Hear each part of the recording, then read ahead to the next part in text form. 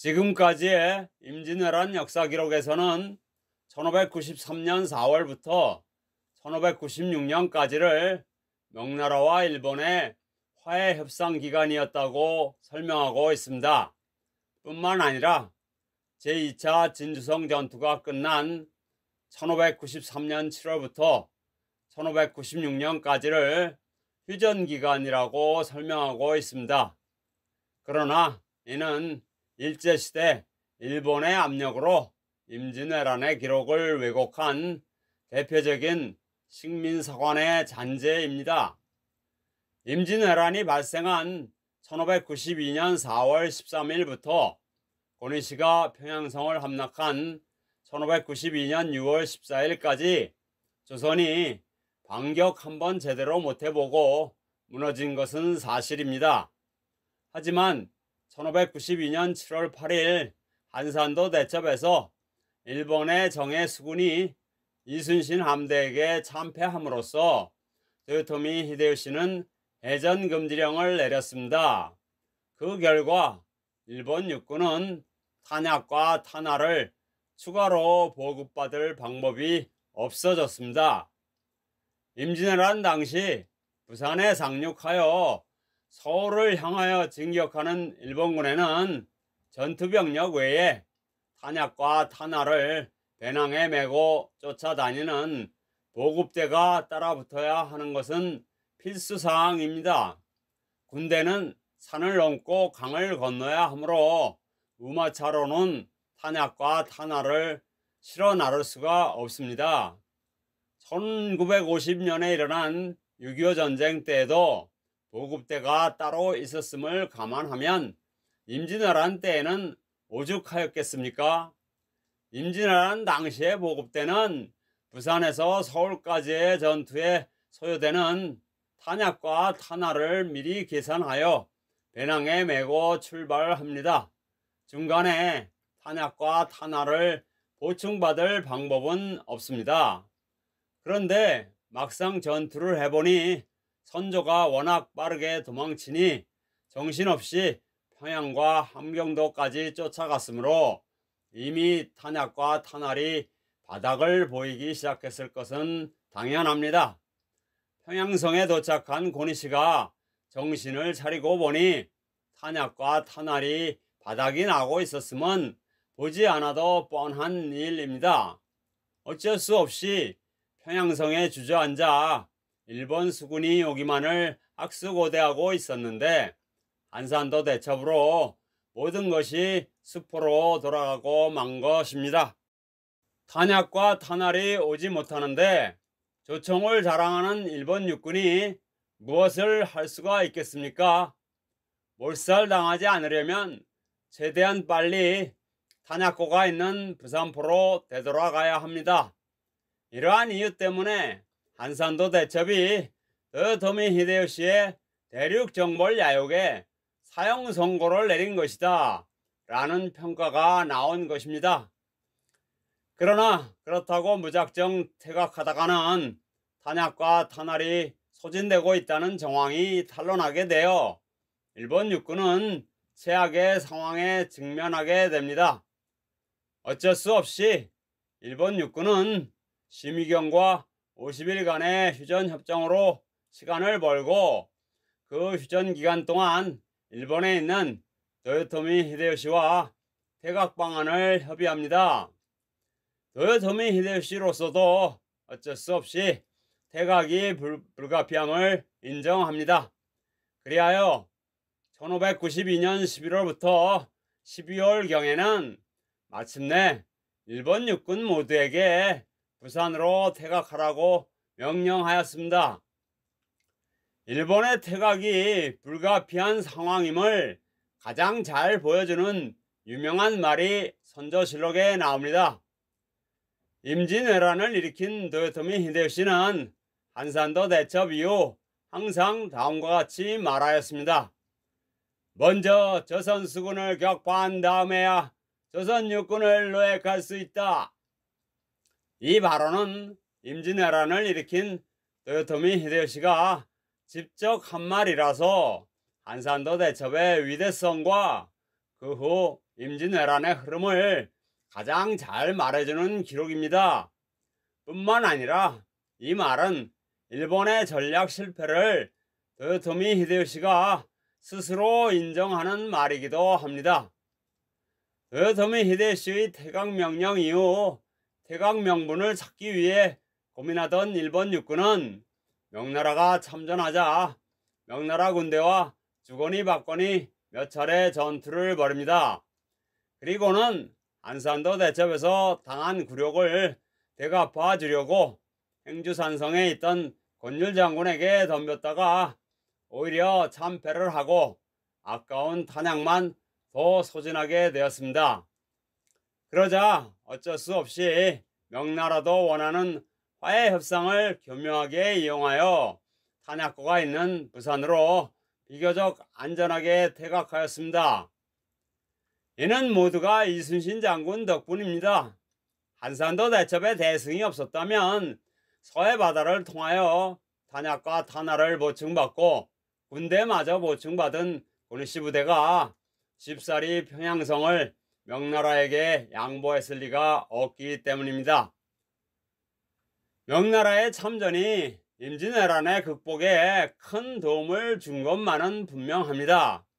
하지만 명나라가 한산도 대첩이 끝나고 5개월 정도가 지나서 대군을 보냈다는 것은 명나라도 한산도 대첩 이후 일본의 퇴각이 불가피함을 충분히 파악하고 나서 대규모 지원병을 파견한 것만은 숨길 수 없는 사실입니다. 말하자면 명나라도 나름대로 전쟁의 진행 상황을 분석하여 희생을 최소화할 수 있는 시기를 택한 것입니다. 결국 일본 육군의 총퇴각이 불가피하게 만든 것은 한산도 대첩 덕분이며 명나라는 어쩔 수 없이 퇴각해야만 하는 일본 육군을 몰아내는데 힘을 보태준 것입니다.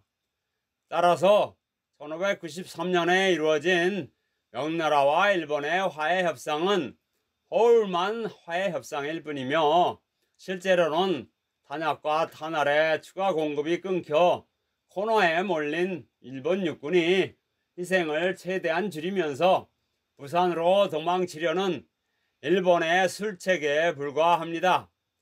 그 후에 휴전이니 뭐니 하며 일본으로 철수한 것도 다를 것이 하나도 없습니다. 이러한 모든 행동들이 한결같이 일본의 술책에 불과하다는 것은 한산도 대첩 이후 1596년 중반까지 만 4년 동안 협상 타결 조인식이 한 번도 없었으며 화해 협상이 타결되었음을 보여주는 문서 또한 하나도 없다는 사실이 이를 잘 말해주고 있습니다. 이 세상 어디에도 협상 타결 조인식이나 협상 타결 문서도 없이 먼저 퇴각부터 하여 이미 점령하였던 땅을 반납하고 나서 뒤늦게 하는 화해 협상은 없습니다. 일본은 어쩔 수 없이 퇴각하면서 말로만 화해 협상 또는 휴전이 타결됐다는 식으로 허울을 쓴 것뿐입니다. 만약 협상 타결 조인식이나 화해 문서 하나 없이 부산을 거쳐 일본으로 퇴각한 것이 정말로 화해 또는 휴전이라면 이는 침략할 때에는 늑대나 하이에나에 불과했던 왜적들이 갑자기 개과천선하여 순한 양이 되었다는 매우 우스꽝스러운 해프닝에 불과합니다. 이는 유사 이래 전쟁사에 존재하지도 않았고 앞으로도 존재할 수 없는 일입니다. 탄약고가 있는 부산으로 퇴각한 일본군은 탄약과 탄화를 재충전하고서는 전라도로 진격하기 위하여 진주성을 공격하여 함락하고 일부 병력은 이미 전라도로 진격하였습니다. 제2차 진주성 전투를 제1차 진주성 전투 패배에 대한 단순한 보복전이었다고 한 것 역시 전형적인 위장전술입니다. 진주성을 거저 먹겠다는 대표적인 꼼수에 불과합니다. 고니 씨가 했다는 그 말을 그대로 인정해 주는 것은 제2차 진주성 전투에서 장렬하게 싸우다 전사한 순국 선열들을 욕되게 하는 일입니다. 그들은 왜 목숨을 걸고 싸웠겠습니까? 고니 씨의 말을 믿을 수가 없었기 때문입니다. 그들이 목숨 걸고 싸워 일주일 이상을 버텨줌으로써 그나마 그 당시 전라도의 피해가 적었던 것입니다. 고니 씨의 말이 거짓이었음을 잘 말해주는 기록이 선조실록에 있습니다. 잠시 보겠습니다. 선조실록 1593년 7월 20일 전라도 관찰사 이정함이 해안지역 상황을 아뢰며 구원군의 파견을 청하다에 나오는 기록입니다. 지난 6월 27일 이순신이 부산포와 김해의 외적선이 웅천으로 옮겨왔는데 그 수가 7,800척은 족기된다고 했던 것은 이미 보고하였습니다. 웅천으로 몰려와 정박해 있던 외적선들이 6월 23일 어두운 밤을 이용하여 몰래 바다를 건너 거제도 경계로부터 영등포, 송진포, 해청가이까지 가득 정박하고 있습니다. 이들 외적들의 형세를 보건대 외적들은 수륙양면 작전으로 호남을 침범할 뜻이 분명하므로 요충지인 거제도와 안산도, 견내량 등처에서 충청, 전라, 경상도의 조선수군이 합세하여 죽을 각오로 견내량을 막기로 작정하였으나 임금이 계신 행제소가 멀리 있어 미처 보고하지 못했습니다. 그리고 금년 7월 4일에 구례의 석주에 있는 복병장 고부군수 왕경조의 보고에 외적 2만여 기가 진주로부터 곧바로 악양창으로 와서 분탕한 다음 점차 우리 군사가 매복해 있는 곳으로 나오고 있다고 하였습니다. 왕경조의 보고에 의하면 또 흉악한 외적이 우리 군사가 매복하고 있는 10여리 밖에서 분탕지를 친 뒤에 진을 치자 지키던 우리 군사들이 모두 도망하였으므로 지킬 방법이 없어 어찌할 바를 모르겠다 하였습니다. 외적이 가까워지자 매복한 우리 군사들이 풍문만 듣고 모두 도망쳐 버리니 전라도가 와야 되는 것은 시간 문제입니다. 그러니 조정에서 급히 조치하여 정예 군사를 많이 보내주십시오.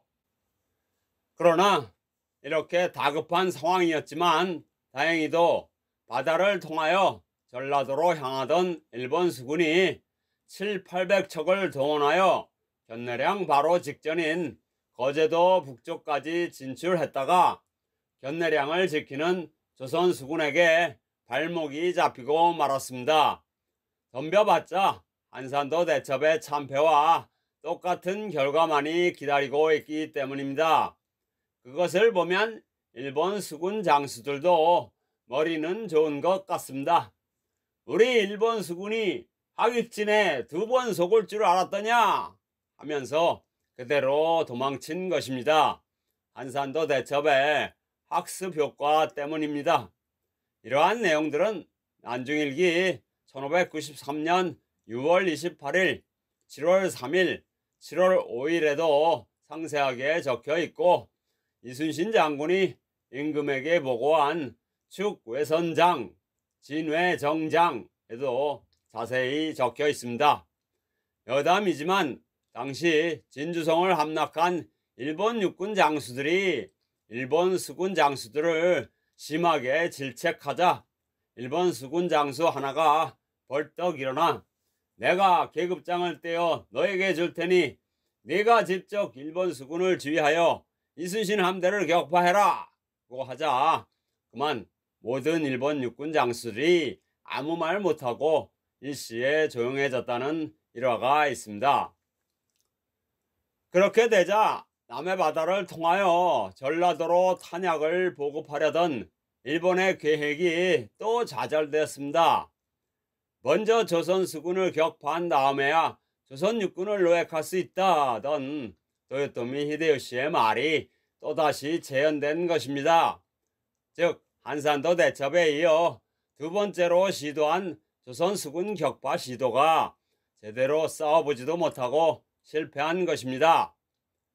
그러자 일본은 어쩔 수 없이 이미 전라도로 진출한 육군 선발대마저 불러들이고 부산으로 퇴각합니다. 그리고는 일부 병력만으로 다시 쳐들어오기 위한 교두보, 즉 부산포만을 안긴 채 일본으로 철수합니다.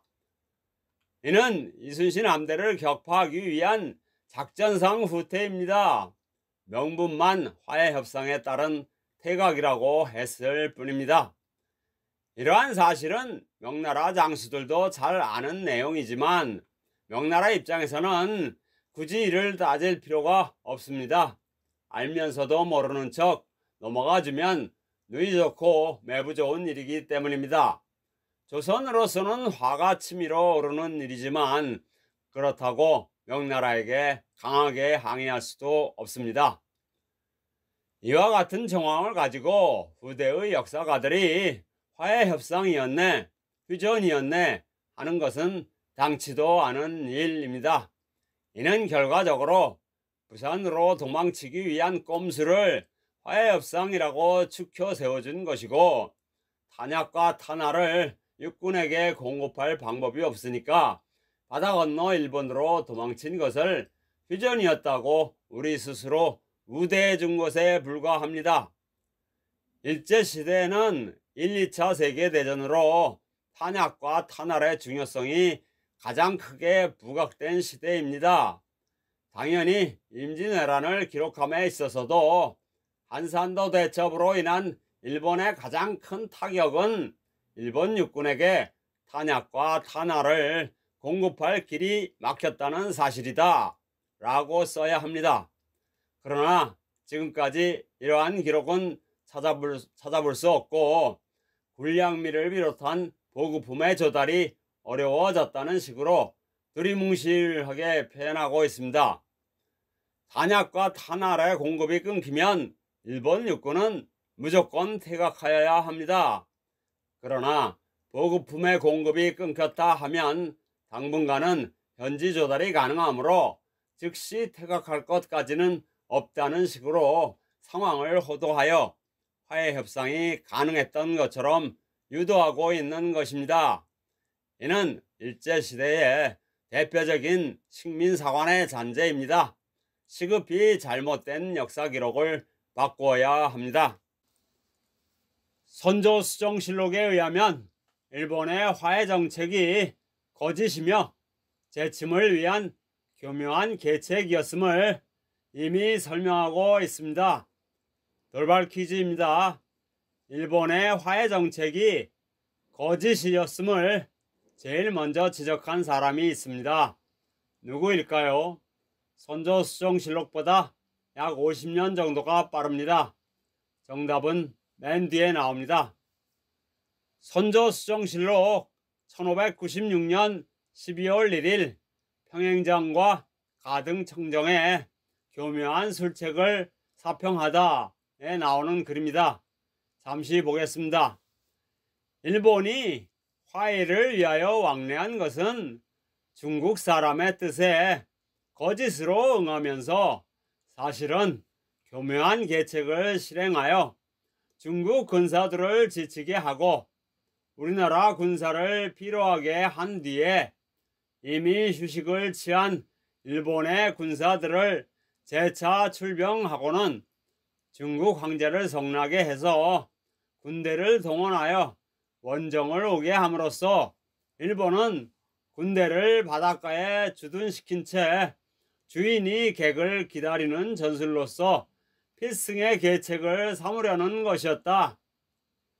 선조수정실록은 임진왜란이 끝난 후 약 50년 정도가 지난 후에 작성된 것으로서 사관이 단독으로 기록한 것이 아니라 수정실록청을 신설하여 여러 사람이 참여하여 수정 작업을 하였습니다. 따라서 선조수정실록 중 임진왜란에 관한 기록만은 비교적 당파 싸움에 영향을 받지 않는 분야로서 당시 조선 조정의 중론을 대변한다고 볼 수 있습니다. 이렇듯 훌륭한 기록이 존재함에도 오늘날의 역사서 등에서 화해협상, 휴전기간 등으로 설명하는 것은 매우 잘못된 일입니다. 역사의 기록이 퇴보한 대표적인 사례입니다. 이는 일제시대 식민사관의 잔재입니다. 시급히 수정하여 우리의 자랑스러운 임진왜란 극복 역사가 정상적으로 복원되기를 기원합니다. 앞에서 살펴본 바와 같이 이순신 장군이 이끄는 조선 수군이 한산도를 지키면 일본은 육군이 아무리 강하다 해도 서울과 평양은 물론이고 전라도에도 탄약과 탄화를 보낼 방법이 없다는 점을 감안하면 정의재란이 왜 일어났는지를 이해하는 것은 극히 간단합니다. 드디어 한산도를 지키는 조선 함대를 격파할 묘안이 나왔기 때문입니다. 바로 까또의 조선 상륙일자 가르쳐주기 작전입니다. 이 작전은 두 가지 전략을 담고 있습니다. 첫 번째는 이순신 장군이 출정했을 때의 대처 방법입니다. 그리하면 까또 기요마사가 이끌고 온 일본 수군은 덤빌 듯 하면서 먼 바다로 조선 수군을 유인하고 밤이 되면 이미 조선에 있던 일본 수군과 합세하여 백병전으로 조선 수군을 격파하겠다는 전략입니다. 이는 일본 전투선이 판옥선보다 빠르다는 점을 이용한 고도의 전략입니다. 이 전략은 이순신 장군이 출정하지 않았다고 하여 폐기된 것이 아닙니다. 이순신 장군이 압송된 후 원균을 상대로 또다시 이 작전을 그대로 사용하여 조선 수군을 먼 바다로 유인하고 밤을 이용하여 백병전으로 칠천량 해전에서 대승을 거둔 것입니다. 두 번째는 이순신 장군이 일본의 속임수임을 간파하고 출정하지 않았을 때의 대처 방법입니다. 바로 반관계입니다. 즉 선조에게 이순신이 겁을 먹고 출정하지 않았다고 이간질을 하여 이순신을 제거하겠다는 전략입니다. 이러한 전략이 나오지 않았다면 제 아무리 도요토미 히데요시가 조선의 왕자가 와서 살해하지 않았다고 떠들어대봤자 공허한 메아리에 불과합니다. 서울과 평양은 물론 전라도에도 탄약을 보낼 방법이 없기 때문입니다. 이러한 상황은 도요토미 히데요시가 항상 하던 말, 즉 먼저 조선 수군을 격파한 다음에야 조선 육군을 노획할 수 있다던 말과 정확히 일치함을 알 수 있습니다. 그렇다면 이 전략은 누가 만든 것일까요? 도요토미 히데요시 옆에서 눈치만을 살피던 도쿠가와 이에야스입니다. 이러한 모든 상황을 예의주시하던 도쿠가와 이에야스로서는 도요토미 히데요시가 명나라로부터 일본의 국왕으로 인정받고 전쟁을 끝나는 순간 에도 막부의 꿈도 영원히 사라지기 때문입니다. 일본은 유사 이래 처음으로 왕권 국가로 새롭게 탄생되어 자연스럽게 세습제가 정착되고 정유재란을 일으키려고 훈련시킨 14만 명의 대군이 도요토미 왕조를 지켜주기 때문입니다. 막다른 코너로 몰린 도쿠가와 이에야스로서는 더 이상 뒤로 물러날 수가 없었던 것입니다. 도쿠가와 이에야스는 당시에 일본으로 소환되어 하는 일 없이 놀고 있던 가또 기요마사를 포섭하였습니다. 그리고는 마침 일어난 지진을 틈타 가또 기요마사로 하여금 지진 극복에 최선을 다하도록 독려하여 다시금 도요토미 히데요시의 신뢰를 받도록 합니다. 그리고는 가토 기요마사를 통하여 도요토미 히데요시의 목마름에 단비를 내려준 것입니다. 결국 도요토미 히데요시는 갑자기 내린 단비가 자신의 왕조를 죽이는 작전임을 모르고 신바람이 나서 고니씨에게 가토의 조선 상륙일자 가르쳐주기 작전을 차질 없이 성공시킬 것을 지시한 것입니다. 고니씨 역시 자신을 죽이는 작전임을 전혀 모르고 오히려 오로지 도요토미 히데요시의 거역할 수 없는 명령으로만 생각하여 마치 자기가 만든 것처럼 꾀를 내어 조선 조정을 속이는데 성공한 것이었습니다. 참고로 앞에서 설명한 선조수종실록과 선조수종실록 1597년 2월 1일 통제사 이순신을 하옥시키라 명하고 원균으로 대신하다 두 번의 기록을 살펴보면 이때 이미 이순신을 압송한 가토의 조선 상륙일자 가르쳐주기 작전이 고니씨의 단독 플레이가 아니라 고니씨와 가토가 서로 짜고 한 짓이라고 단정하고 있습니다. 아직도 고니씨의 단독 플레이였던 것처럼 설명하시는 분들은 수정하시기 바랍니다. 이후 의정실록 1659년 윤 3월 30일에 의정임금이 이순신을 압송한 것이 가토 기요마사의 간사한 모략이었다고 폭로한 기록까지 함께 감안하면 임진왜란이 끝난 후 50년 정도가 흘렀을 때에는 가토의 조선 상륙일자 가르쳐주기 작전이 고니씨와 가토의 합동작전이었다로 발전하였다가 마침내 60년이 지났을 때에는 가토 기요마사의 단독 플레이, 즉 가토 기요마사의 간사한 모략으로 역사 해석이 발전한 것을 잘 알 수 있습니다. 이는 지속적으로 조선 통신사들이 가져오는 일본의 정세 변화를 살펴보았기 때문입니다. 얘기를 하다 보니 엉뚱한 곳까지 오게 되어 죄송합니다. 결론적으로 임진왜란의 역사는 1592년 7월 8일 이후부터는 탄약과 탄화를 보급받을 수 없게 된 일본 육군이 어떻게 부산까지 퇴각하여야 하는가를 일본 봉투와 상의하다가 명나라가 참전하자 명나라도 원하는 화해 협상을 이용하여 교묘하게 부산으로 퇴각하였다 라고 써야 합니다. 그리고 부산에서는 탄약과 탄화를 재충전하고는 전라도로 쳐들어가다가 일본 수군이 조선 수군에게 막혀 견내량을 돌파하지 못하자 할 수 없이 다시 부산으로 퇴각하였다. 그리고는 또다시 명나라와의 화해 협상에서 휴전이 성립한 것처럼 명분을 만들어 일본으로 퇴각을 한 다음 군사를 재충전시키면서 본격적으로 조선 수군 격파 전술 개발에 올인하였다 라고 써야 합니다. 부디 빠른 시일 내에 식민사관의 잔재를 청산하여 자랑스러운 임진왜란 극복 역사를 후손들에게 들려주기를 기원합니다. 조선은 임진왜란이 일어난 지 3개월 만에 분리하기만 하던 임진왜란의 전세를 단숨에 뒤집는 데 성공한 것입니다. 돌발 퀴즈 정답은 이순신 장군입니다.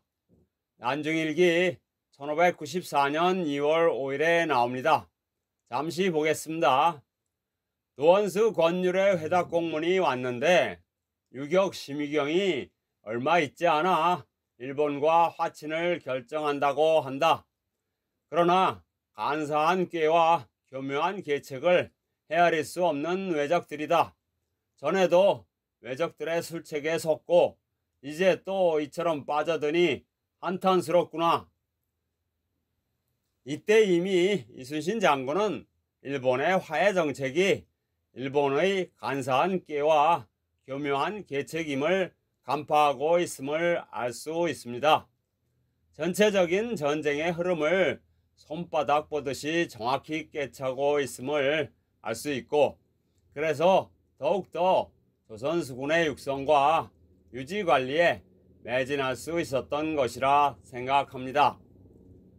한산도 대첩 역시 전쟁의 흐름을 정확하게 파악하고 있었을 뿐 아니라 반드시 치러야 할 일본 수군과의 정면 대결을 전쟁 전부터 미리 예측하고 악익진을 구상한 다음 악익진의 약점을 보완하기 위하여 거북선을 만들고 철저하게 준비를 하고 있었기에 가능했다는 점은 이미 올린 유튜브에서 자세히 설명하였습니다.